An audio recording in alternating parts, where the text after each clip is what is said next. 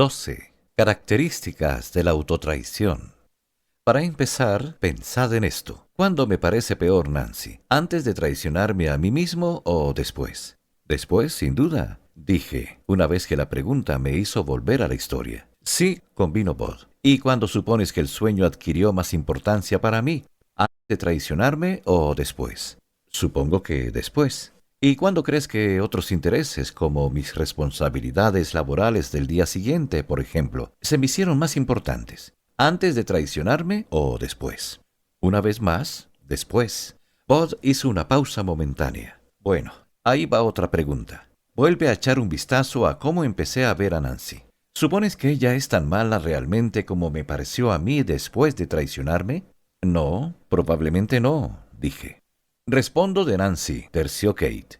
La mujer descrita ahí no guarda ningún parecido con ella. Eso es verdad, admitió Bud. De acuerdo, pero ¿y si se pareciera? Objeté. Quiero decir, ¿y si en este caso ella fuera realmente una persona perezosa y desconsiderada, e incluso una mala madre? ¿Qué diferencia habría?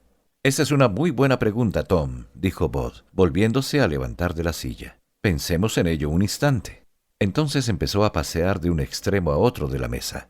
Digamos simplemente, en aras del debate, que Nancy sea perezosa. Y supongamos que además suela ser desconsiderada. Después de todo, hay gente así. He aquí la pregunta. Si fuera perezosa y desconsiderada después de traicionarme a mí mismo, entonces debería haber sido perezosa y desconsiderada antes, ¿de acuerdo? Sí, respondí. Si es perezosa y desconsiderada, es perezosa y desconsiderada, antes o después, da igual. De acuerdo, dijo Bud. Pero aun siendo así, yo sentía que debía levantarme y ayudarla, aunque ella fuera perezosa y desconsiderada. Antes de traicionarme a mí mismo, yo no veía sus defectos como razones para no ayudarla. Eso solo lo sentí después de traicionarme a mí mismo, cuando utilicé sus defectos como justificaciones para mi propia mala conducta. ¿Tiene lógica? Yo no estaba seguro. Probablemente pareciese que tenía lógica, pero la discusión me hacía sentir incómodo, porque tenía un ejemplo de esa situación en mi propia casa. Laura era desconsiderada, aunque quizá no perezosa. Y, sin duda, a mí me parecía que era una esposa bastante mala. Al menos lo había sido en los últimos tiempos. Y me parecía que eso tenía relación con que ella se mereciera, o no, que yo la ayudara. Resultaba difícil querer ayudar a alguien que no siente nada por mí. Supongo que tiene lógica, admití, todavía atribulado e inseguro sobre si convenía expresar mis preocupaciones y cómo hacerlo. He aquí otra forma de considerarlo, dijo Bud, percibiendo mi desconcierto. Acuérdate de lo que acabamos de hablar. Aunque Nancy sea realmente perezosa y desconsiderada, ¿cuándo supones que me habría parecido más perezosa y desconsiderada? ¿Antes de traicionarme a mí mismo o después? Bueno, sí, dije recordando el punto anterior. Después. Exacto. Así que, aunque ella sea perezosa y desconsiderada, lo cierto es que, cuando me encuentro traicionándome, la estoy haciendo parecer más perezosa y desconsiderada de lo que es en realidad. Y eso es algo que estoy haciendo yo, no algo que esté haciendo ella. De acuerdo, eso lo entiendo, dije asintiendo. Así que piensa en ello, continuó. Aquí estoy traicionándome, y pienso que no me voy a levantar a ayudar a Nancy por culpa de cómo es, porque es perezosa, desconsiderada, etc. Pero, ¿es esa la verdad? Estudié el diagrama. No, dije empezando a ver la situación. Tú crees que es la verdad, pero no lo es.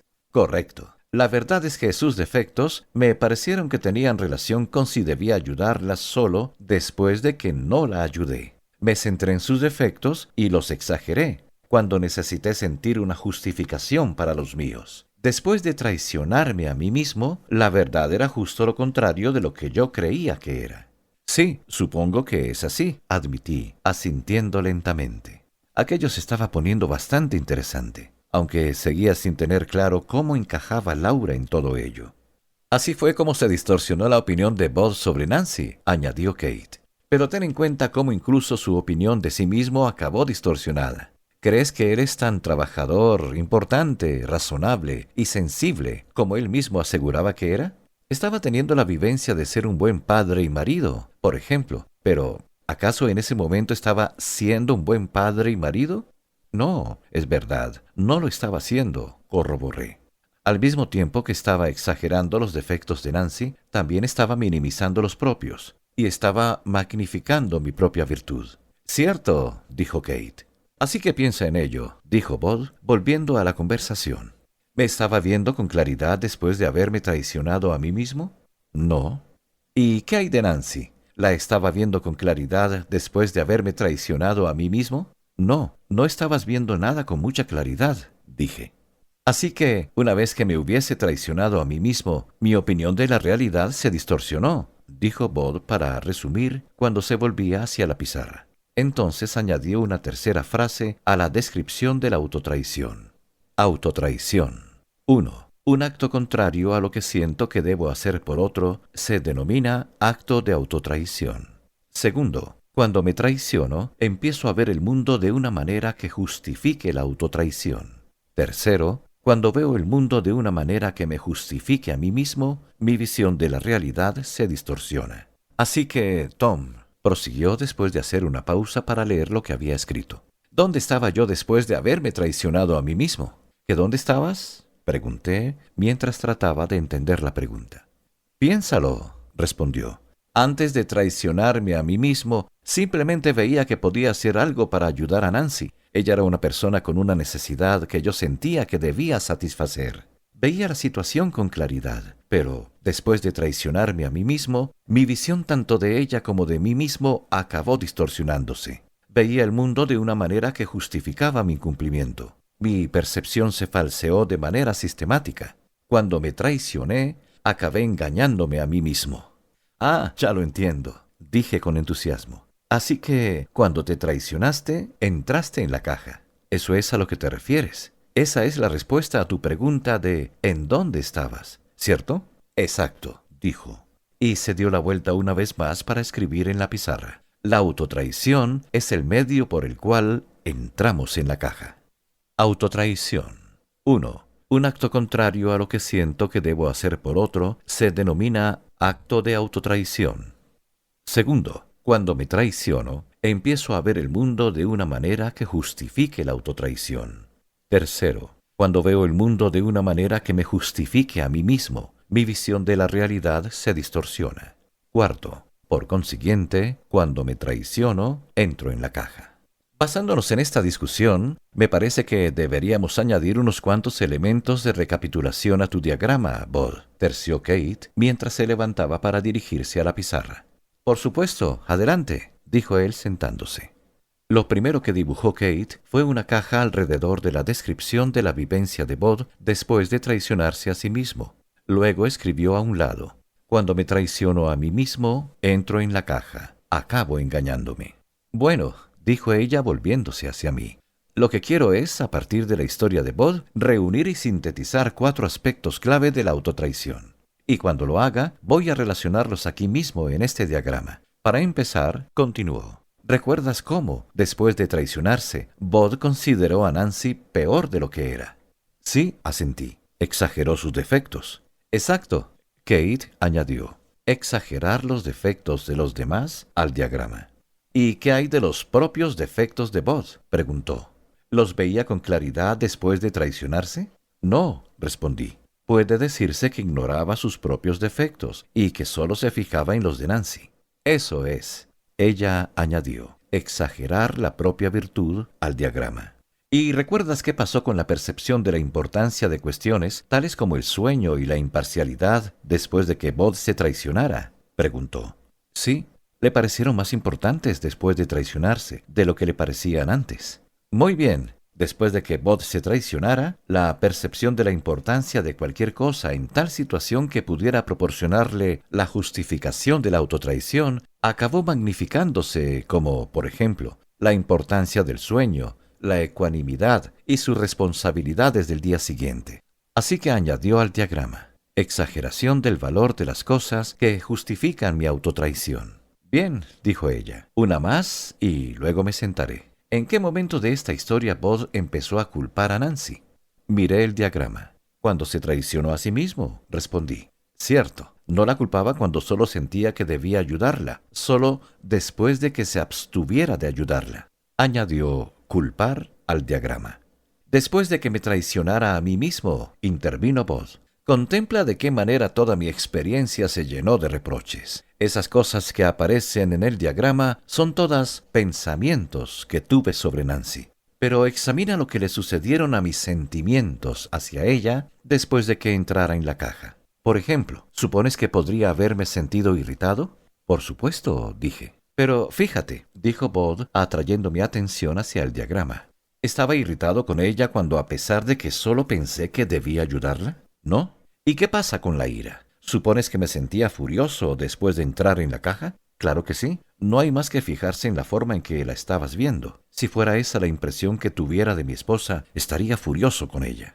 Mi propio comentario me sobresaltó porque cuando miré el diagrama, era esa la impresión que tenía de ella. Tienes razón, convino Bod. Creo que estaba bastante enfadado por lo que consideraba una falta de sensibilidad de mi esposa hacia mi situación. Así que mis reproches no se detuvieron con mis pensamientos. Y dentro de la caja, mis sentimientos también estaban reprochando y me decían: estoy irritado porque eres irritante, y estoy furioso porque haces cosas que me enfurecen. Dentro de la caja, lo único que hacía era reprochar. Tanto mis pensamientos como mis sentimientos me decían que Nancy era culpable. Y para que quede claro, continuó, era Nancy culpable. Estaba irritado y furioso por su culpa, tal como mi irritación y mi enfado me decían. ¿Mis pensamientos y sentimientos me estaban diciendo la verdad? Impulso. Levántate y atiende a David para que Nancy pueda dormir. Elección, hacerlo. No hacerlo, autotraición. ¿Cómo empecé a verme a mí mismo? Víctima, trabajador, importante, razonable, sensible, buen padre, buen marido. ¿Cómo empecé a ver a Nancy? Perezosa, desconsiderada, desagradecida, insensible, farsante, mala madre, mala esposa. Cuando me traiciono a mí mismo, entro en la caja y acabo engañándome a mí mismo. 1. Exagero los defectos del prójimo. 2. Magnifico mi propia virtud. 3. Exagero el valor de las cosas que justifican mi autotraición. 4. Culpabilizo. Dediqué unos segundos a pensarlo. Tenía mis dudas. Se me antojaba raro que los sentimientos pudieran mentir, si era eso lo que Bod estaba sugiriendo. Míralo de esta manera, continuó Bod, señalando la pizarra. ¿Qué fue lo único que sucedió en esta historia entre el momento en que no estaba irritado y furioso y el momento en que sí lo estaba? Estudié el diagrama. Tu decisión de no hacer lo que sentías que debías hacer, indiqué. Tu autotraición. Muy bien, eso fue lo único que sucedió. Entonces, ¿qué fue lo que provocó mi irritación y enfado con Nancy? Tu autotraición. Mi voz se fue apagando a medida que me iba perdiendo en las implicaciones de la idea. ¿De verdad? ¿Es eso cierto? Volví a examinar el diagrama. Antes de que se traicionara a sí mismo, Bod veía a Nancy, cualesquiera que fueran sus defectos, simplemente como a una persona que podía necesitar su ayuda. Eso lo entendía. Pero después de que se traicionara a sí mismo, su mujer le parecía muy diferente. Ya no parecería merecer que la ayudara, y Bod pensaba que sentía eso a causa de cómo era ella. Pero eso no era verdad. Lo único que había sucedido entre el momento en que Bod no se encontraba irritado y furioso y el momento en que sí, era algo que Bod había hecho, su autotraición, y no algo que hubiera hecho Nancy. Así que los sentimientos de Bod le estaban mintiendo. «Pero eso no puede ser mi caso», grité mentalmente. «La verdad es que Laura es un problema. No son solo imaginaciones mías, y bien sabe Dios que no me lo estoy inventando. En serio, no hay ternura ni afecto en ella. Es como un frío cuchillo de acero. Y conozco el dolor que infiere ese cuchillo. Ella lo maneja con pericia. ¿Y Bod me está diciendo que es culpa mía? ¿Y qué pasa con Laura? Porque no es culpa suya». La idea me sedujo. «Eso es», me dije. «Puede que sea culpa suya. Ella es la que se está traicionando a sí misma». Empecé a sentirme mejor. «Pero espera», me repliqué a mí mismo. «Estoy acusando. Esa idea es en sí mismo una inculpación. E inculpar es algo que Bod empezó a hacer después de traicionarse a sí mismo, no antes. Ya, pero ¿y qué?». Me contraargumenté. Si Laura es la que esgrime el cuchillo, está justificado que la culpe. Pero, ¿por qué necesito sentirme justificado? Ah, maldita sea. ¿Por qué me estoy cuestionando? pensé. Laura es la que tiene el problema. Pero eso es lo que también pensaba vos, recordé. Me sentí atrapado entre lo que creía saber y lo que estaba aprendiendo. O todo ese asunto era completamente erróneo o el equivocado era yo. Estaba hecho un mar de dudas. Entonces vi una salida. 13. La vida dentro de la caja. Volví a mirar la pizarra. Sí, me regocijé en silencio. Todo el problema se suscitó porque Bud traicionó algo que sentía por Nancy. Pero yo rara vez tengo esos sentimientos hacia Laura. Y la razón de que así sea es evidente. Laura es mucho peor que Nancy. Nadie sentiría que debería hacer algo por ella teniendo en cuenta cómo es. Mi caso es distinto. Bud se metió en problemas porque se traicionó. Yo no me estoy traicionando. Me enderecé en la silla, satisfecho. De acuerdo, creo que lo entiendo, dije preparado para hacer mi pregunta. Me parece que entiendo la idea de la autotraición. Examinadme al respecto. Como personas nos damos cuenta de lo que las otras personas podrían necesitar y de cómo podríamos ayudarlas, ¿correcto? Sí, dijeron Bud y Kate casi al unísono. Y si tengo esa clase de percepción y voy en su contra, entonces traiciono mi propio sentimiento de lo que debo hacer por alguien. Eso es lo que llamamos autotraición. ¿Estamos? Eso es, sí. Y si me traiciono, entonces empiezo a ver las cosas de manera diferente, a los otros, a mí mismo, a mis circunstancias, y todo se distorsiona de una manera que me haga sentir bien sobre lo que estoy haciendo. Sí, muy bien, dijo Bud. Empiezas a ver el mundo de una manera que te hace sentir que la autotraición está justificada. Muy bien, dije, esto lo entiendo, y eso es a lo que llamáis la caja, y cuando me traiciono, entro en la caja. Sí, muy bien. Pero he aquí mi pregunta. ¿Y si no tengo ningún impulso que traicionar? Por ejemplo, ¿y si cuando el niño se pone a llorar no tengo un impulso o una sensación como la que tuviste tú? ¿Y si me limito a darle con el codo a mi esposa y le digo que vaya a consolar al niño? Según vosotros, eso no es una autotraición y por consiguiente no estaría dentro de la caja, ¿de acuerdo? Bud guardó silencio durante un instante. Esa es una pregunta importante, Tom, y sobre la que hay que reflexionar con cuidado. En cuanto a si estarías o no en la caja, no sabría decirlo. Tendrás que pensar en las situaciones de tu vida y decidir por ti mismo. Pero hay algo de lo que no hemos hablado todavía que quizá te ayude con tu pregunta. Hasta el momento hemos aprendido cómo entramos en la caja. Llegados a este punto, estamos listos para pensar en cómo llevamos las cajas con nosotros. ¿En cómo las llevamos con nosotros?, pregunté. Sí, Bud se levantó y señaló el diagrama. Advierte que, después de que me traicionara, me veía a mí mismo de determinadas maneras que me justificaban ante mí mismo. Por ejemplo, como trabajador, importante, razonable y sensible, y como la clase de persona que es un buen padre y un buen marido. Pero he aquí una pregunta importante. Estaba tumbado allí pensando en mí de esas maneras que me justificaban ante mí mismo antes de haberme traicionado a mí mismo. Pensé en la pregunta. No, no lo creo. Eso es, esas maneras de verme que me justificaban ante mí mismo surgieron en mi autotraición, cuando tenía necesidad de sentirme justificado. Muy bien, eso es lógico, dije. Pero piensa en ello, prosiguió Bud. La historia de la autotraición de la que hemos estado hablando es solo un simple ejemplo, y sucedió hace muchos años. ¿Crees que es la única vez que me he traicionado a mí mismo? Lo dudo, dije. Puedes hacer algo más que dudarlo, confesó riéndose entre dientes. No creo que haya pasado un día sin traicionarme a mí mismo de alguna manera, y puede que ni siquiera una hora. Me he pasado toda una vida traicionándome, como tú, Kate, y todos los demás de Sagrum. Y cada vez que me he traicionado, me he visto de determinadas maneras que me justificaban ante mí, igual que hice en la historia de la que hemos estado hablando. El resultado es que, con el tiempo, algunas de esas imágenes autojustificadoras llegan a ser características en mí. Son la forma que adoptan mis cajas cuando las llevo conmigo a nuevas situaciones. Dicho esto, Bud añadió una quinta frase a la lista sobre la autotraición. Autotraición. 1. Un acto contrario a lo que siento que debo hacer por otros se denomina acto de autotraición. 2. Cuando me traiciono, empiezo a ver el mundo de una manera que justifique la autotraición.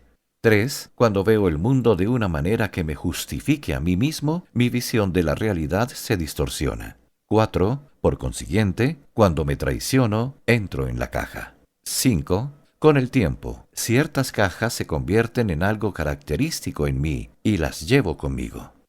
Me quedé allí sentado tratando de asimilar el significado de todo aquello, pero no estaba muy seguro de haberlo comprendido.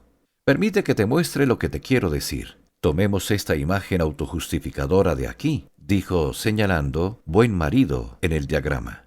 Imaginemos que a lo largo de muchas autotraiciones, esta imagen autojustificadora se haya convertido en un rasgo característico propio. Así que, a medida que avanzo por mi matrimonio y mi vida, me veo como la clase de persona que es un buen marido. ¿Estamos? Asentí. Ahora piensa en esto. Es el Día de la Madre, y casi al final del día mi esposa me dice, lamentándose, «Creo que hoy no has pensado mucho en mí». Bod hizo una pausa. Y yo recordé el último Día de la Madre de hace pocos meses. Laura me había dicho casi lo mismo.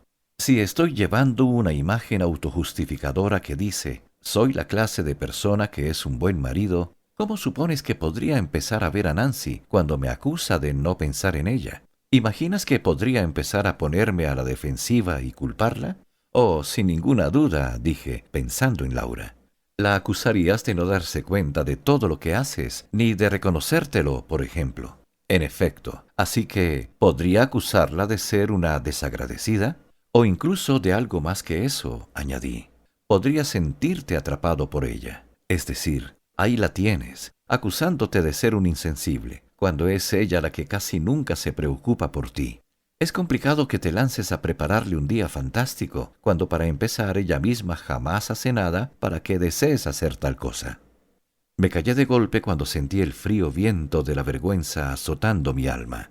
La historia de Bod me había transportado a mis propios problemas, y mi indiscreción había permitido que Bod y Kate vislumbraran la crudeza de mis emociones hacia Laura. Me maldije y decidí mostrar más indiferencia. «Es cierto», dijo Bod, «sé muy bien a qué te refieres, y cuando es eso lo que siento hacia Nancy, ¿supones que también podría exagerar sus defectos? ¿Qué podría parecerme peor de lo que en realidad es?» Yo no quería responder, pero Bod esperó. «Sí, supongo que sí», dije con rotundidad. «Y observa algo más», continuó él. «Mientras esos sean mis sentimientos, consideraré seriamente en algún momento la queja de Nancy, la de que en verdad no había pensado en ella, o me sentiré más inclinado a ignorarla». Pensé en un interminable rosario de altercados con Laura. «Es muy posible que no te cuestionaras demasiado», acabé diciendo sin mucho entusiasmo. «Heme aquí», prosiguió Bod señalando la pizarra, acusando a Nancy, exagerando sus defectos y minimizando los propios. «Así que, ¿dónde estoy?» «Supongo que en la caja», respondí a media voz, aunque discutiendo la cuestión mentalmente. «¿Pero qué pasa con Nancy? Puede que ella también esté en la caja. ¿Por qué no pensamos en eso?» Y de pronto empecé a sentirme furioso con aquello, con todo. «Sí», oí decir a Bod. «Pero fíjate, tenía que tener un impulso que hubiera traicionado en ese momento para estar dentro de la caja en relación con ella». No acabé de asimilar la pregunta. «¿Qué has dicho?», pregunté belicosamente. El tono de mi voz me pilló por sorpresa y me volví a sentir expuesto. Mi decisión de mostrarme indiferente había durado todo un minuto. «Lo siento, Bod», me disculpé, tratando de recobrarme. «No he entendido bien la pregunta». Bod me miró con amabilidad. Era evidente que había percibido mi ira, pero no pareció desanimarse por ello. Mi pregunta era, heme aquí dentro de la caja en relación con Nancy, culpándola, exagerando sus defectos, etc. Pero tenía que tener un impulso que hubiera traicionado en ese momento para estar dentro de la caja en relación con ella. Por algún motivo, el breve intercambio de palabras y la atención que me exigió la pregunta de Bod me tranquilizaron. Pensé en la historia. No recordaba haberle oído mencionar que hubiera traicionado ningún impulso. «No estoy seguro», respondí. «Supongo que no». «De acuerdo. En ese momento no tenía que tener ningún impulso que hubiera traicionado para estar dentro de la caja, porque ya estaba dentro de la caja». Debí de parecer un poco desconcertado, porque Kate terció en la conversación para hacer una aclaración. «¿Recuerda de qué estaba hablando Bod, Tom?» Con el tiempo, a medida que nos vamos traicionando a nosotros mismos, llegamos a vernos de diferentes maneras que nos justifican. Así que acabamos llevando con nosotros esas imágenes autojustificadoras a nuevas situaciones. Y, en la medida en que lo hacemos, ya entramos en las nuevas situaciones dentro de la caja.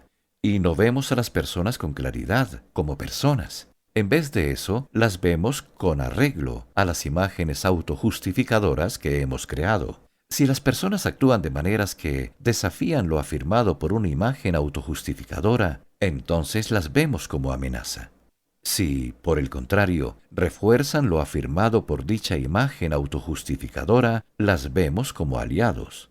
Y si no le dan importancia a la imagen autojustificadora, las consideramos irrelevantes. Sea cual fuere la forma en que las veamos, para nosotros no son más que objetos, porque ya estamos en la caja. Eso es lo que Bod quiere decir. Exacto, convino Bod. Y si ya estoy dentro de la caja en relación con alguien, por lo general no tendré ningún impulso de que deba hacer algo por ese alguien. Así que el hecho de que tenga pocos impulsos de ayudar a alguien probablemente no signifique que esté fuera de la caja. Más bien puede ser señal de que esté muy dentro de ella. Así que lo que estás diciendo es que si, en general, no siento que deba hacer cosas por alguien que esté en mi vida, digamos mi esposa, Laura, probablemente se deba a que esté dentro de la caja en relación con esa persona. ¿Es eso lo que estás diciendo?, pregunté. No exactamente, respondió Bod mientras se sentaba. Lo que estoy diciendo es que es así para mí en líneas generales, al menos en cuanto a aquellos con los que tengo una mayor intimidad en mi vida. Si a ti te pasa lo mismo en relación con Laura, por ejemplo, no lo sé. Tendrás que aclararte con eso tú solo.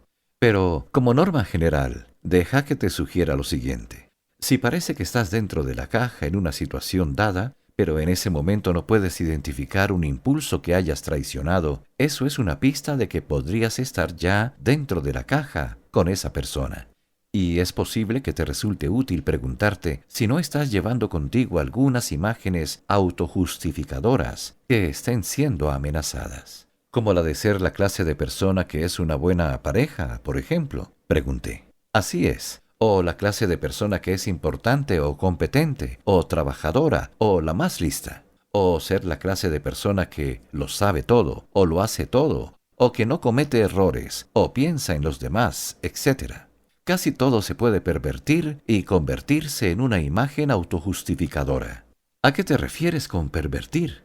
Me refiero a que muchas imágenes autojustificadoras son, dentro de la caja, perversiones de lo que sería fantástico fuera de ella. Por ejemplo, ser una buena pareja es genial. Eso es exactamente lo que deberíamos ser para nuestras parejas. Y está muy bien pensar en los demás y tratar de estar lo más informados que podamos en las áreas en las que trabajemos. Y así sucesivamente. Pero esas son las mismas cosas que no estamos siendo cuando tenemos imágenes autojustificadoras sobre ellas. No estoy seguro de entenderlo, reconocí. Bien, dijo Bod, volviendo a levantarse. Pensemos en las imágenes autojustificadoras por un instante. Reanudó sus paseos de aquí para allá. Por ejemplo, no cabe duda de que pensar en los demás es algo bueno. Pero, ¿en qué estoy pensando cuando pienso en mí mismo como en la clase de persona que piensa en los demás? Supongo que en ti. Exacto. Así que mi imagen autojustificadora me engaña. Me dice que estoy centrado en una cosa, en ese caso en los demás. Pero al tener esa imagen, en realidad estoy centrado en mí mismo.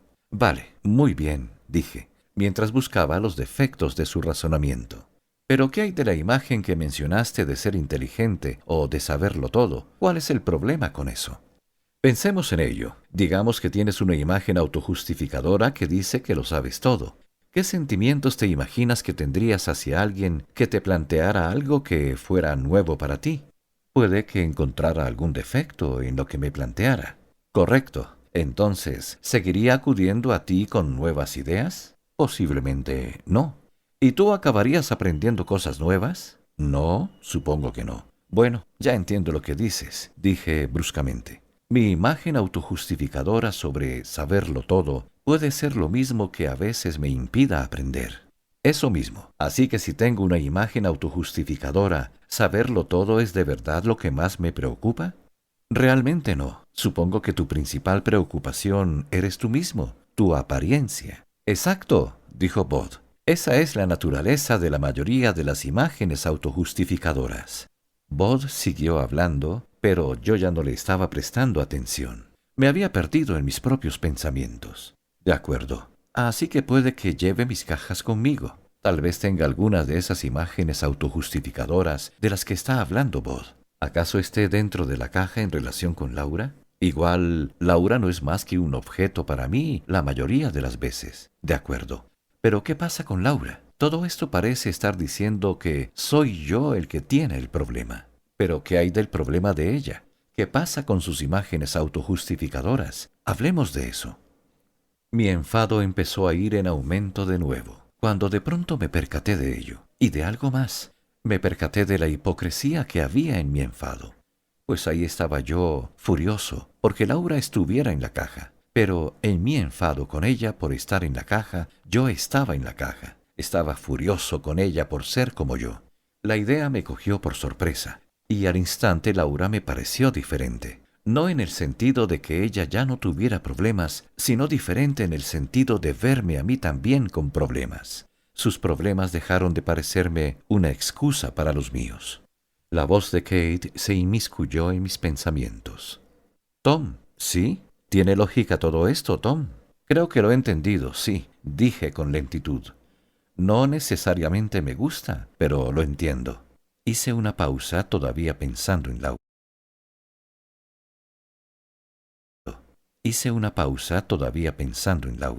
Me parece que tengo trabajo que hacer. Fue un momento interesante. Por primera vez aquella tarde, estaba absolutamente abierto a todo lo que Bod y Kate me estaban contando. Abierto a la posibilidad de que tuviera un problema. Más que abierto, la verdad. Supe que tenía un problema, y en cierto modo, uno grande. Hasta ese momento había tenido que claudicar ante la posibilidad de que tuviera un problema. Significaba que era el perdedor, que me habían derribado, y que Laura había ganado. Pero en ese momento ya no me lo parecía así en absoluto. De una manera extraña, me sentí libre y despreocupado. Laura no había ganado, y yo no había perdido. El mundo parecía un lugar muy diferente al que me había parecido un instante antes. Me sentí esperanzado. Sorprendentemente, me sentí esperanzado en cuanto descubrí que tenía un problema. «Sé lo que quieres decir», dijo Kate. «Yo misma tengo mucho trabajo que hacer». «Y yo también», dijo Bod, asintiendo. Se hizo el silencio durante 1 minuto o 2. «Hay una cosa más de la que tenemos que hablar», dijo Bod. «Y luego quiero que llevemos nuestra discusión de nuevo a la empresa y veamos qué significa todo esto para Sagrum». 14. Confabulación. Hasta el momento, aclaró Bod, hemos estado analizando la experiencia interior de alguien que está en la caja. Pero como puedes imaginar, mi caja puede tener un efecto considerable sobre los demás. Piénsalo, continuó dirigiéndose a la pizarra. Supón que este soy yo, dentro de mi caja, expuso mientras dibujaba una caja con una figura metida adentro. Si estoy aquí dentro de mi caja, ¿qué les estoy transmitiendo a los demás? ¿Qué estás transmitiendo? Sí. Bueno, supongo que los estás culpando. Exacto. ¿Y crees que las demás personas andan generalmente por ahí diciéndose a sí mismas, la verdad es que hoy me siento censurable, necesito a alguien que me culpe? Solté una carcajada.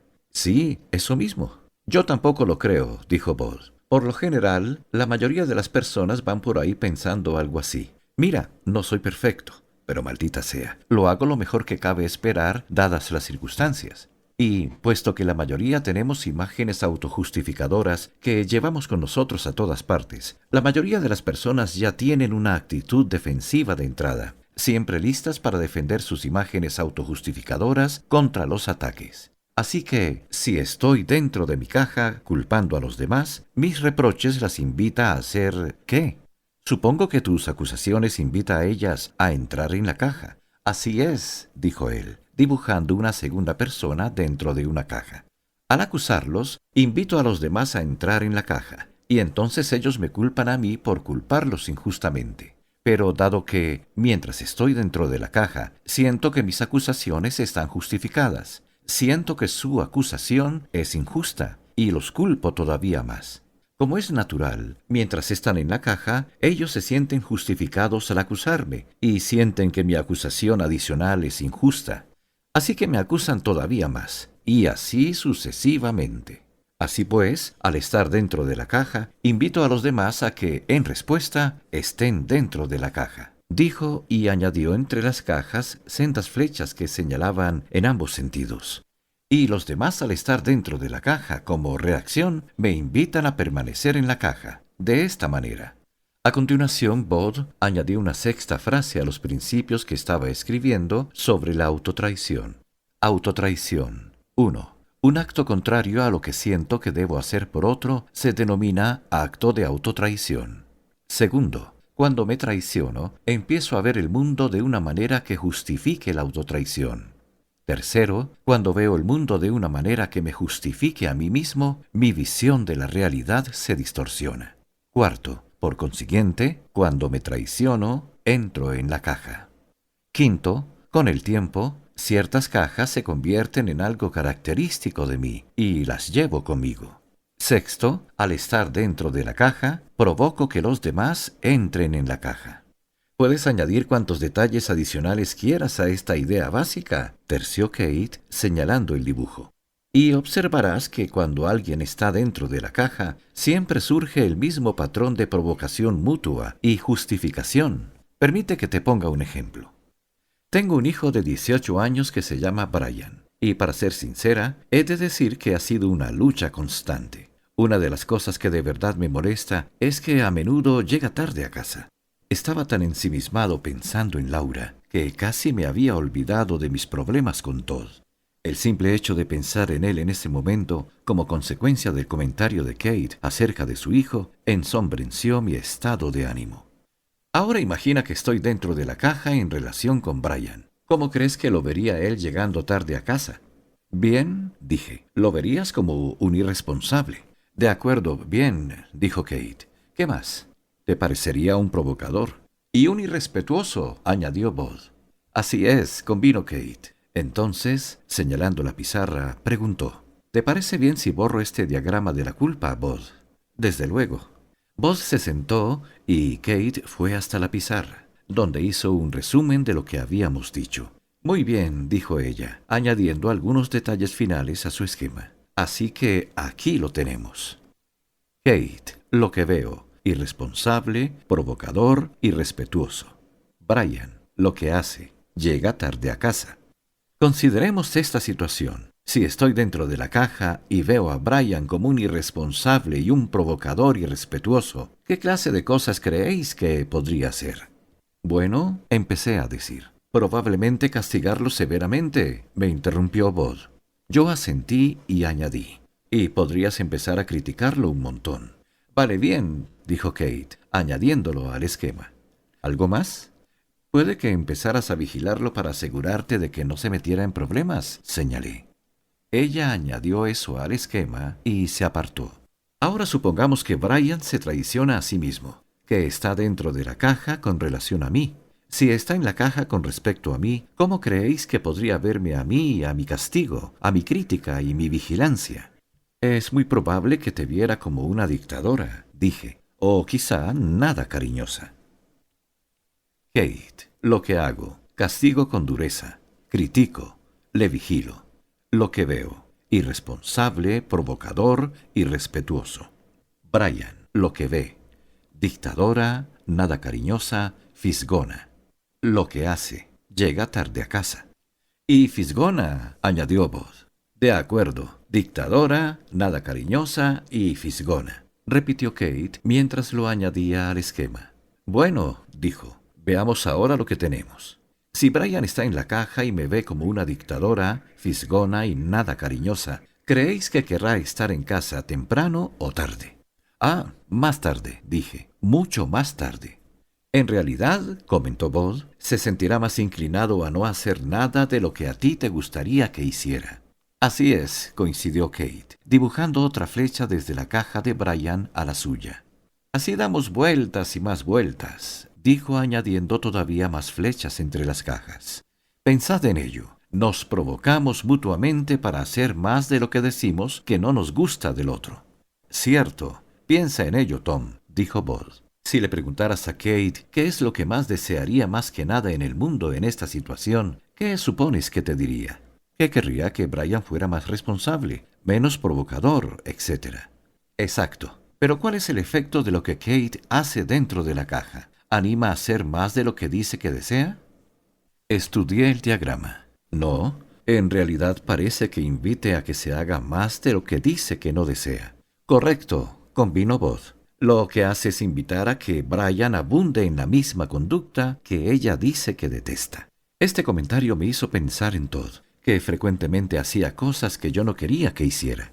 Volví a mirar el diagrama. Por un lado, el papel de Kate en esto parecía una locura, porque parecía como si en realidad estuviera incitando a que se abundara en la misma conducta de la que se estaba quejando.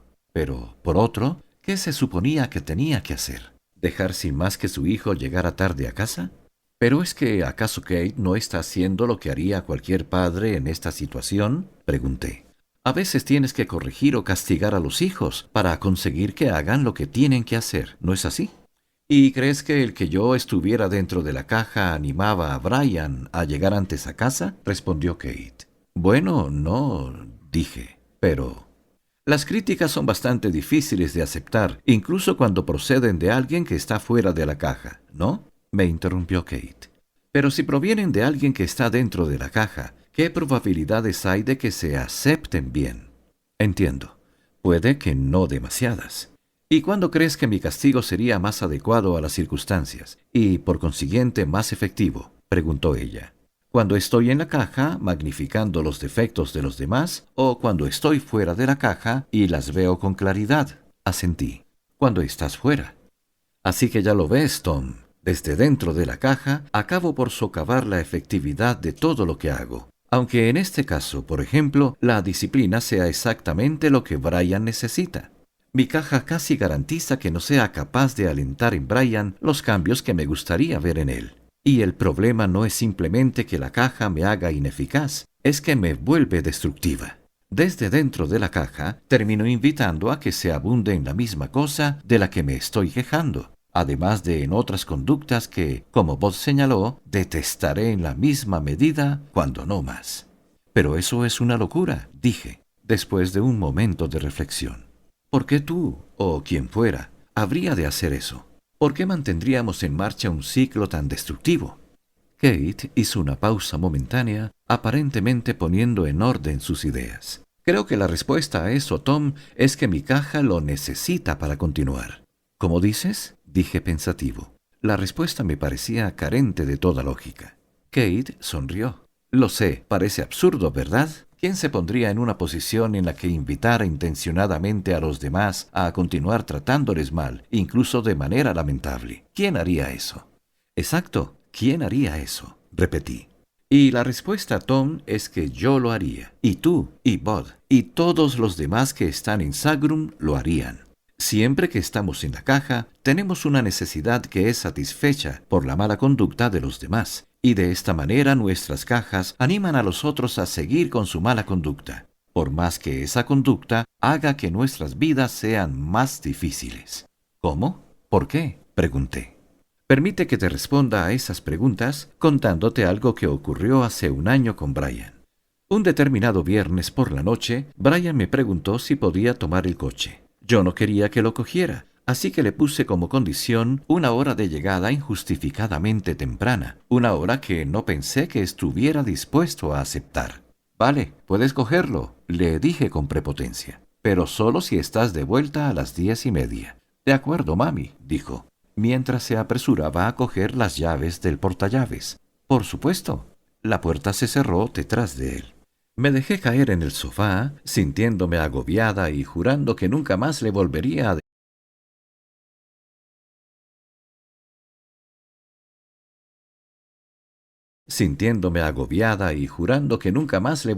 a dejar coger el coche. Así me pasé toda la noche. Y cuanto más pensaba en el asunto, más me iba enfureciendo con el irresponsable de mi hijo.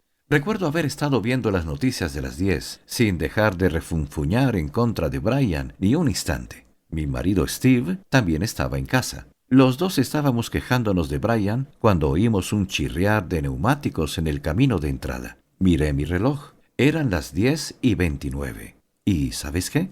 Yo la escuchaba con atención. Que en ese momento, al ver la hora, sentí una gran desilusión. Piénsalo un momento, prosiguió después de una breve pausa. Esa noche te habría dicho que lo que más deseaba era que Brian fuera responsable, que cumpliera su palabra, que fuera digno de confianza. Pero cuando realmente fue responsable, cuando hizo lo que había dicho que haría, cuando demostró ser digno de confianza, ¿me alegré? No. Meneé la cabeza, asombrado por la idea. Posiblemente aún siguieras irritada, ¿no? Incluso podrías haberla tomado con él por el frenazo. Me avergüenza admitir que hice algo igual de perverso, respondió Kate. En cuanto entró por la puerta, después de haber llegado a la hora, no lo olvides, en lugar de darle las gracias o de felicitarle o de reconocerle el mérito, lo recibí con un seco «Has llegado por los pelos, ¿no te parece?». Kate se sentó. No pierdas de vista que, aunque él fue responsable, yo no pude dejar que lo fuera. Hizo una pausa. Yo seguía necesitando que él actuara mal. Me moví en mi asiento con incomodidad cuando pensé en mi hijo. En ese momento te habría dicho que deseaba un hijo responsable, pero, Tom, ¿de verdad era eso lo que más deseaba? Me preguntó. Negué con la cabeza. No lo parece. Cierto, admitió ella. Cuando estoy dentro de la caja, hay algo que necesito más que nada. ¿Y de qué crees que se trata? ¿Qué es lo que más necesito cuando estoy metida en la caja? Me repetí la pregunta para mis adentros. ¿Qué es lo que más necesito cuando estoy metido en la caja? ¿Qué es lo que necesito? No estaba seguro. Kate se inclinó hacia mí. Lo que más necesito cuando estoy dentro de la caja es sentirme justificada. La justificación es de lo que mi caja se alimenta, por así decirlo, para sobrevivir. Y si me pasé toda la noche, y de hecho, mucho más tiempo incluso que eso culpando a mi hijo, ¿qué necesitaba de mi hijo para sentirme justificada, para sentir que tenía razón? Necesitabas que él actuara mal, dije lentamente, mientras se me hacía un nudo en el estómago. Para sentirte justificada al culparle, necesitabas que fuera culpable. En ese momento me remonté a unos 16 años atrás, cuando la enfermera me entregó un pequeño bulto, un bulto desde el que dos ojos blanquecinos me miraban a la cara. Yo no estaba preparado en absoluto para el aspecto que tendría al nacer. Amoratado, deforme y grisáceo, era una criatura de aspecto extraño, y yo era su papá. Y casi desde ese día no había parado de lanzarle reproches a Todd. Nunca era lo bastante listo, jamás tenía la suficiente coordinación y siempre estaba estorbando. Desde que había empezado a ir al colegio, había sido un problema constante. No recordaba haberme sentido orgulloso jamás cuando alguien se daba cuenta de que era mi hijo. Él nunca había sido lo bastante bueno. La historia de Kate me había dado un susto de muerte. ¿Qué se sentiría siendo el hijo de alguien para quien nunca eres lo bastante bueno?, me pregunté. Y si Kate está en lo cierto, entonces hay un sentir por el que no puedo dejarle ser lo bastante bueno. Necesito que él sea un problema para sentirme justificado siempre que lo veo como un problema. Me sentí mal y traté de expulsar a Todd de mis pensamientos. Completamente cierto, oí decir a Kate. Tras pasarme la noche acusando a Brian de ser una decepción, necesitaba que fuera una decepción, de manera que me sintiera justificada por acusarle. Permanecimos sentados un rato, pensativos. Al final, Bud rompió el silencio. La historia de Kate me plantea una cuestión increíble, y no es otra que, cuando estoy dentro de la caja, necesito que la gente me ocasione problemas. En realidad, necesito problemas. Por increíble que pareciera, era verdad. Bud se levantó de la silla. ¿Recuerdas cuando esta mañana me preguntaste si se podía dirigir realmente una empresa estando fuera de la caja permanentemente? Dijiste que tenías la impresión de que, si se estaba siempre fuera de la caja, viendo a las personas como personas, uno acabaría siendo pisoteado y pasado por encima. Sí, lo recuerdo. Y luego hablamos de por qué la pregunta era errónea, porque puedes tener casi cualquier comportamiento, blando, duro, lo que sea, tanto dentro como fuera de la caja. ¿Lo recuerdas? Sí. Bueno, ahora podemos decir algo más acerca de tu pregunta. Es una pregunta importante. Considerémosla a la luz de lo que Kate nos acaba de enseñar. Veámoslo así. ¿Quién necesita que la pasen por encima? ¿La persona que está dentro de la caja o la que está afuera? La persona que está dentro de la caja, dije, impresionando por la implicación. Exacto. Fuera de la caja no obtengo ningún tipo de provecho en ser pisoteado. No lo necesito, y es más, en general, no le hago ningún favor a nadie permitiéndole que me pase por encima. Dentro de la caja, por el contrario, consigo lo que más necesito cuando me pisotean. Obtengo mi justificación. Consigo la prueba de que la persona que me está pisoteando es tan mala como la he estado acusando de ser. Pero cuando estás dentro de la caja, en realidad no quieres ser pisoteado, ¿no? Pregunté. O sea que es un poco extraño. La historia de Kate me hizo pensar en mi hijo Todd. Laura y yo a veces nos sentimos pisoteados, pero la verdad es que no creo que ninguno de los dos quiera eso. Es cierto, respondió Bud. No estamos diciendo que dentro de la caja gocemos con los problemas. Nada más lejos de la realidad. Los detestamos. Cuando estamos dentro de la caja, se diría que no hay nada que deseemos más que liberarnos de ellos. Pero recuerda, cuando estamos en la caja, nos estamos engañando a nosotros mismos. Estamos ciegos a la verdad sobre los demás y sobre nosotros mismos. Y una de las cosas a las que estamos ciegos es a la manera que tiene la propia caja de socavar todos nuestros esfuerzos por obtener los resultados que creemos desear. Bud se dirigió a la pizarra. Vuelve a pensar un momento en la historia de Kate, señaló el diagrama. Observa que sus reproches desde dentro de la caja provocan que Brian sea un irresponsable, y luego, cuando resulta que es un irresponsable, ella utiliza eso como justificación por haberle acusado en un principio de ser un irresponsable. De igual manera, los reproches de Brian provocan que Kate no pare de criticarle. Y luego, cuando ella le está criticando, él utiliza eso como justificación para haberla acusado en un principio de no parar de criticarle. Por el mero hecho de estar dentro de la caja, se ayudan mutuamente a generar los mismos problemas de los que él o ella culpan al otro. De hecho, Tom, añadió Kate, Brian y yo nos proporcionamos mutuamente una justificación tan perfecta que es casi como si estuviéramos en confabulación para conseguirla. Es como si nos dijéramos el uno al otro: mira, te voy a maltratar para que puedas culparme de tu mal comportamiento conmigo si me maltratas, de manera que yo pueda culparte de mi mal comportamiento contigo. Como es natural, ni siquiera nos llegamos a decir eso, ni de hecho llegamos a pensarlo. Pero nuestra provocación y justificación recíprocas parecen tan perfectamente coordinadas que parece que lo hiciéramos aposta. Por esta razón, cuando dos o más personas están dentro de sus cajas, traicionándose mutuamente a sí mismas, solemos denominarlo confabulación. Y cuando estamos confabulando, en realidad lo estamos haciendo para condenarnos a nosotros mismos a un maltrato mutuo permanente. Y hacemos eso, volvió a intervenir Bud, no porque nos guste ser maltratados, sino porque estamos en la caja, y la caja vive de la justificación que se deriva de que seamos maltratados. Por consiguiente, al estar dentro de la caja, se produce una curiosa ironía. Por más amargamente que me queje del mal comportamiento de alguien hacia mi persona y de los problemas que esto me ocasiona, también lo encuentro extrañamente agradable. Es la prueba que tengo de que los otros son tan censurables como he afirmado que son, y de que soy tan inocente como afirmo que soy. El comportamiento del que me quejo es el mismo comportamiento que me justifica. Bud apoyó ambas manos en la mesa y se inclinó hacia mí. Así que por el mero hecho de estar dentro de la caja, dijo pausadamente y con seriedad, estoy provocando en los demás el mismo comportamiento que afirmo detestar de ellos. Y luego, ellos provocan en mí la misma conducta que dicen detestar de mí. Bud se volvió y añadió otra frase a los principios de la autotraición. Autotraición.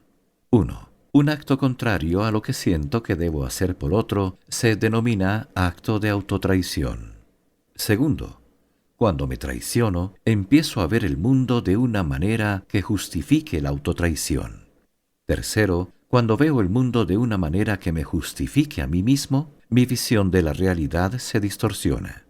4. Por consiguiente, cuando me traiciono, entro en la caja.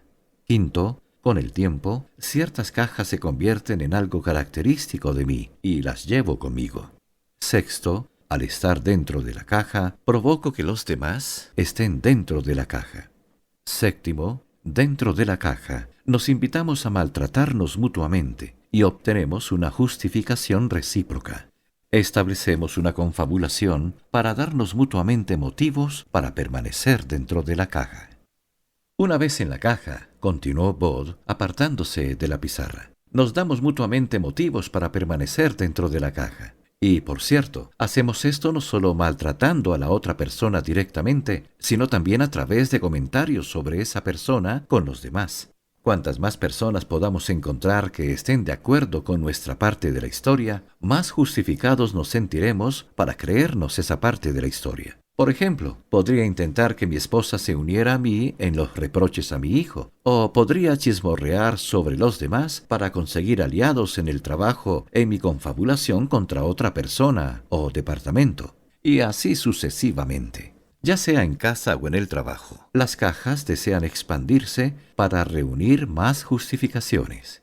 Y con cada maltrato, directo o indirecto, nos damos mutuamente más justificaciones para seguir dentro de la caja. Esta es la triste realidad.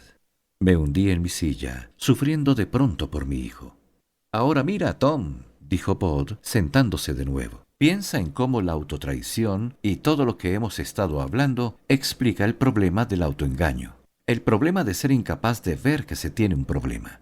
Para empezar, cuando estoy dentro de la caja, ¿quién creo que tiene el problema? Los demás. Pero cuando estoy en la caja, ¿quién tiene de hecho el problema? Tú, respondí. Pero, ¿qué es lo que mi caja provoca en los demás? Provoca que se comporten mal contigo. Así es. En otras palabras, mi caja causa problemas a los demás. Provoca lo que utilizo como prueba de que no soy yo el que tiene el problema. Sí, tienes razón, admití. Entonces, ¿qué es lo que haré si alguien trata de corregir el problema que ve en mí? Le opondrás resistencia. Exacto, dijo. Cuando tengo un problema, creo que no lo tengo. Creo que los demás son los responsables. Hizo una pausa momentánea y continuó. Así que esta es la pregunta. ¿Y qué? ¿Y qué? Repetí para mí. ¿Qué quieres decir con ¿y qué? Quiero decir solo eso, respondió. ¿Por qué deberíamos preocuparnos de todo esto en Sagrum? ¿Qué tiene que ver esto con el trabajo? 15. Concentrarse en la caja. Tiene que ver todo con el trabajo, dije, y la contundencia de mi afirmación me pilló por sorpresa. ¿De qué manera?, preguntó. ¿De qué manera?, respondí. Bod se quedó esperando una respuesta. Bueno, para empezar, dije, hasta donde sé, casi todo el mundo en el trabajo está dentro de la caja. Al menos, casi todos los que estaban en Tetrix. ¿Y qué? ¿Qué y qué?, repetí sorprendido. Sí, ¿y qué?, repitió. Bueno, si estamos en la caja, estaremos invitando a los demás a estar también dentro de la caja. Y acabaremos teniendo toda clase de conflictos que interferirán en lo que estemos intentando hacer. ¿Qué es qué?, inquirió Bod. Titubeé, dudando de a qué se refería. Acabas de decir que todos esos conflictos se interpondrían en el camino de lo que estemos intentando hacer, continuó Bod. Así que mi pregunta es, ¿qué es lo que estamos intentando hacer? Supongo que tratamos de ser productivos. Ah, dijo como si por fin hubiera encontrado lo que estaba buscando. Así que la caja entorpece la consecución de nuestros resultados. Así es, convine. Pensemos en cómo hace eso, dijo. En realidad, hay dos razones principales por las que la caja socava los resultados. La primera es la que Kate nos acaba de enseñar. Cuando estamos dentro de la caja, lo que más nos motiva es la necesidad de encontrar una justificación. Y la mayoría de veces, lo que nos da la justificación está reñido con lo que más le conviene a la organización. ¿Tiene sentido? Asentí, pensando en que era igualmente cierto, fuera una organización o una familia. Aquí, en Sagrum, utilizamos la expresión enfocado en qué para describir aquello en lo que una persona está enfocada en lograr. Fuera de la caja, mi foco está en los resultados. Dentro de ella, por el contrario, mi foco está en la justificación. Esa es la primera razón por la que la caja siempre socava los resultados. Parecía lógico. ¿Y cuál es la segunda razón?, pregunté. Esa tiene que ver con enfocado en quién cuando estoy dentro de la caja, respondió. Cuando estás en la caja estás enfocado en ti mismo, ¿no es así?, dije. Exacto, Tom. Y mientras estoy enfocado en mí mismo, no puedo prestar toda mi atención ni a los resultados ni a las personas a las que debo proporcionar esos resultados. De hecho, si piensas en ello, muchas de las personas descritas habitualmente como centradas en los resultados lo están en todo menos en eso. Dentro de la caja, esas personas valoran los resultados por encima de todo, con el propósito de crear o conservar sus intachables reputaciones. Su quién son ellos mismos. Y se nota en que, por lo general, no les parece que los resultados de los demás sean tan importantes como los suyos. Piénsalo. La mayoría de las personas no son tan felices cuando el resto de personas de la organización tienen éxito como cuando son ellas las que triunfan. Así que pasan por encima de todos tratando de conseguir solo sus propios resultados, con unos efectos devastadores. Puede que se den golpes en el pecho y prediquen que hay que centrarse en los resultados, pero es mentira. Dentro de la caja, estas personas, al igual que todos los demás, solo están enfocadas en sí mismas. Pero, al igual que todos los demás, al estar dentro de la caja, no lo pueden ver. La cosa es aún peor que eso, añadió Kate, porque recuerda, dentro de la caja provocamos que los demás entren en la caja, tanto a nuestro favor como en contra nuestra. Por ejemplo, nosotros y nuestros aliados retenemos información, lo cual da a los demás un motivo para hacer lo mismo.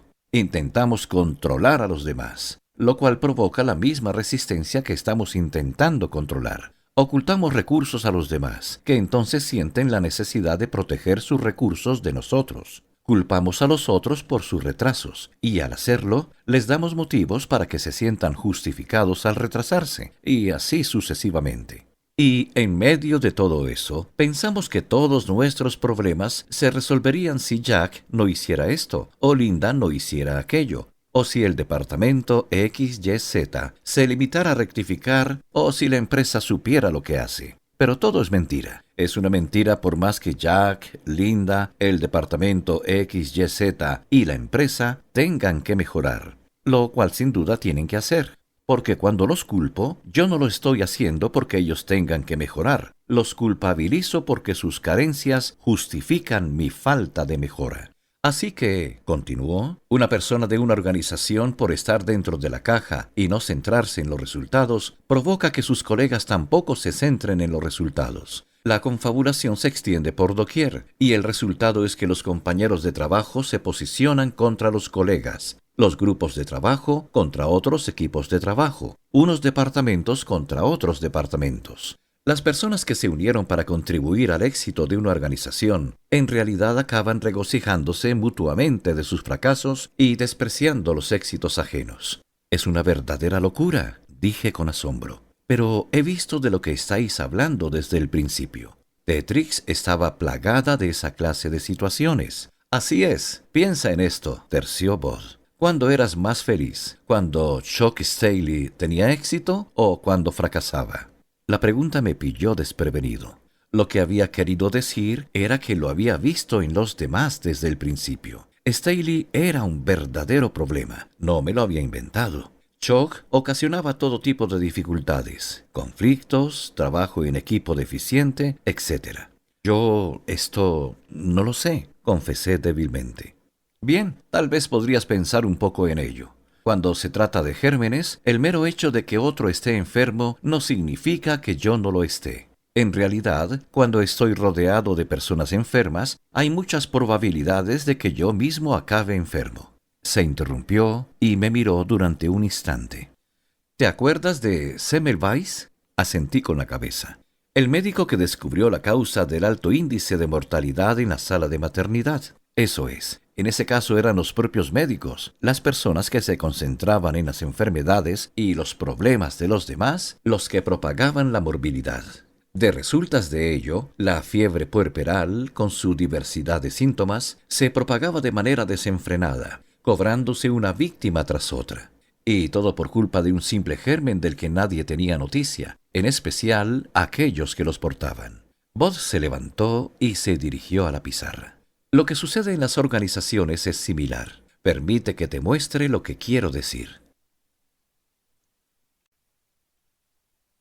16. Problemas en la caja.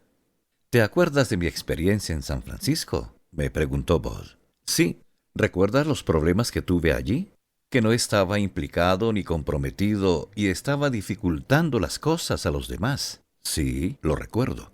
Bob borró todo lo que se había escrito junto al diagrama de la autotraición. Entonces escribió lo siguiente: falta de compromiso, falta de implicación, provocación.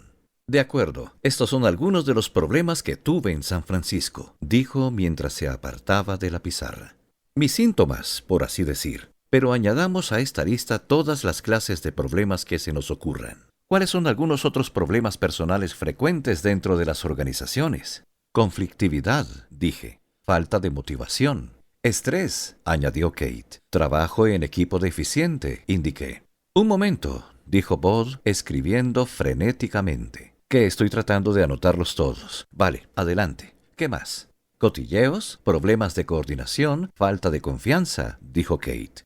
Falta de responsabilidad, apunté. Mala actitud, problemas de comunicación. Muy bien, excelente, dijo Bob mientras terminaba de escribir las últimas. Es una lista bastante buena. Ahora echemos un vistazo y comparémosla con la historia que conté antes en la que no me levanté para atender a mi hijo. Impulso. Levántate y atiende a David para que Nancy pueda dormir. Elección. Hacerlo. No hacerlo, autotraición. ¿Cómo empecé a verme a mí mismo? Víctima, trabajador, importante, razonable, sensible, buen padre, buen marido. ¿Cómo empecé a ver a Nancy? Perezosa, desconsiderada, desagradecida, insensible, farsante, mala madre, mala esposa. Falta de compromiso, falta de implicación, provocación, conflictividad, falta de motivación, estrés, trabajo en equipo deficiente, cotilleo, mala actitud, falta de coordinación, falta de confianza, falta de responsabilidad, problemas de comunicación. Observa, ¿tenía algún problema de compromiso o implicación después de traicionarme a mí mismo? Sí, respondí. Pero, ¿y antes? Tenía un problema de compromiso o de implicación nada más sentir el impulso de levantarme y atender a David para que Nancy pudiera dormir. No, dije. ¿Y qué hay de dificultar las cosas a los demás? ¿Le estaba dificultando más las cosas a Nancy cuando sentí que tenía que ayudarla? No, respondí. Solo después de haberte traicionado. Correcto. ¿Y qué hay del enfrentamiento y el estrés? ¿Cuándo supones que estaba más estresado? ¿Cuando sentí que debía ayudar a Nancy o después de traicionarme y de que exagerara la importancia de las cosas que tenía que hacer al día siguiente? Bueno, después de traicionarte, sin duda. Y lo mismo pasa con el conflicto. No entraste en conflicto con Nancy antes de que te traicionaras, solo después. Así es, dijo Bob, mostrando su conformidad. Puedes seguir bajando por todos estos problemas personales y lo que hallarás es que todos se dieron después de que me traicionara a mí mismo, pero no antes. Hizo una pausa, dándome la oportunidad de analizar la lista y verlo por mí mismo. Entonces dijo, lo que significa que... No estoy seguro de entenderte. Bueno, yo tenía todos esos problemas personales después de traicionarme, pero no antes. Lo cual significa que fueron provocados por tu autotraición, dije finalmente. Exacto, Tom. No tenía esos problemas antes de que me traicionara a mí mismo, solo después. Así que la solución al problema de la autotraición es la solución a todos esos problemas personales. Volvió a interrumpirse, dándome tiempo para que asimilara la idea. Entonces continuó. ¿Recuerdas cómo dije que, al igual que el descubrimiento médico de Semmelweis, la solución al autoengaño equivale a una especie de teoría de unificación? Una teoría que demuestra que los diferentes y dispares problemas que denominamos problemas de relación personal, en realidad tienen todos la misma causa. Sí, lo recuerdo. Bueno, esto es lo que quiero decir. Está aquí mismo, dijo señalando el diagrama. Esta sencilla historia muestra cómo se produce. La autotraición es el germen que genera la enfermedad del autoengaño. Y, al igual que la fiebre puerperal, el autoengaño presenta múltiples síntomas, desde la falta de motivación y compromiso hasta el estrés y la mala comunicación. A causa de estos síntomas, las organizaciones mueren o quedan gravemente incapacitadas. Y eso ocurre porque los que portan el germen no saben que lo transportan. Reflexioné un momento sobre la importancia de lo que acababa de oír estudiando el diagrama. Pero sucede siempre igual en la empresa. Quiero decir que, después de todo, tu ejemplo hace referencia a no haberte levantado para atender a un bebé. Eso no es lo que sucede en el trabajo. Es cierto, admitió él.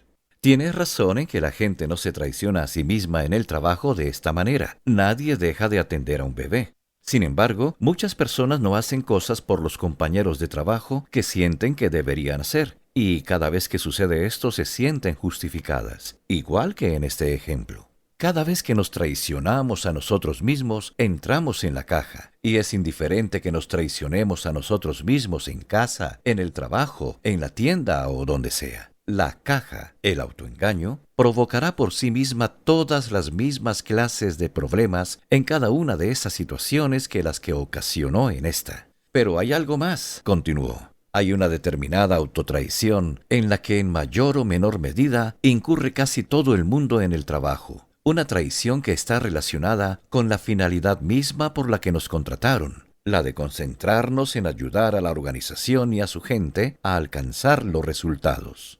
La clave para resolver la mayoría de los problemas de relaciones personales que afligen a las organizaciones estriba en descubrir la manera en que podamos resolver esta crucial autotraición en el ámbito laboral. ¿Y cómo se hace?, pregunté con impaciencia.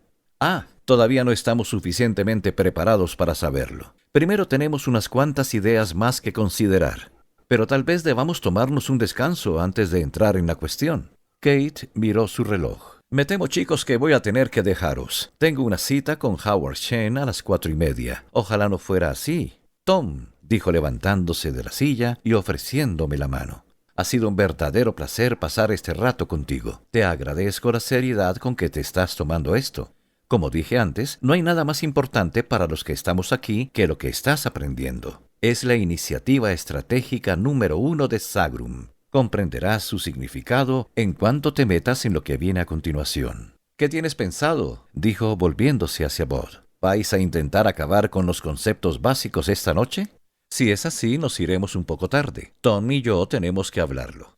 Me parece bien, dijo Kate, mientras empezaba a caminar hacia la puerta. A propósito, Tom, dijo volviéndose hacia mí, me fui de Sagrum en una ocasión. Entonces era una empresa muy diferente. ¿Y por qué te fuiste?, pregunté.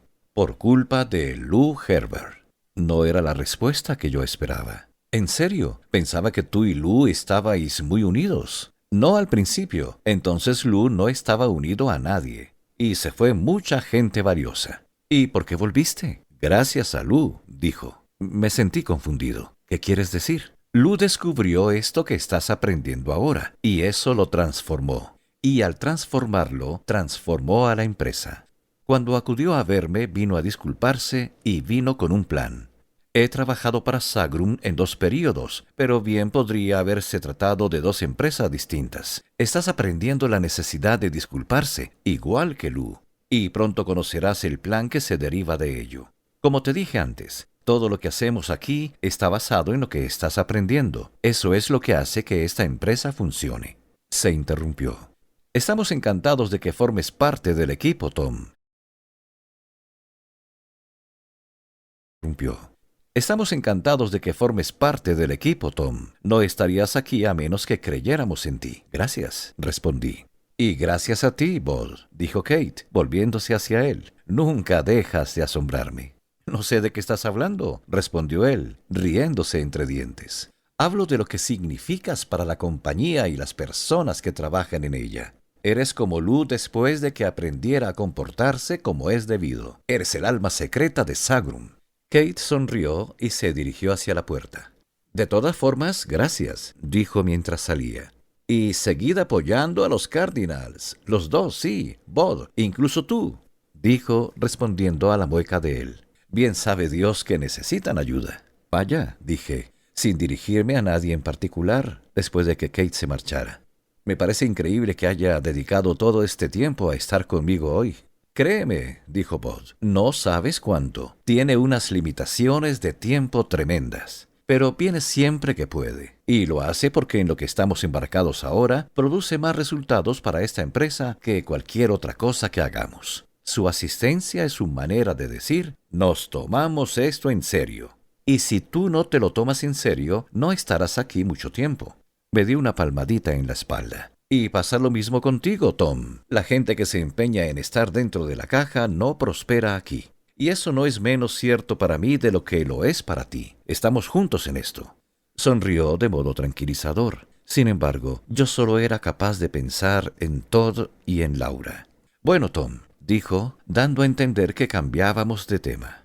Tenemos que tomar una decisión. Nos quedan todavía algunas horas para terminar con los conceptos básicos. Y podemos terminar esta noche o volver a reunirnos mañana, si te es posible.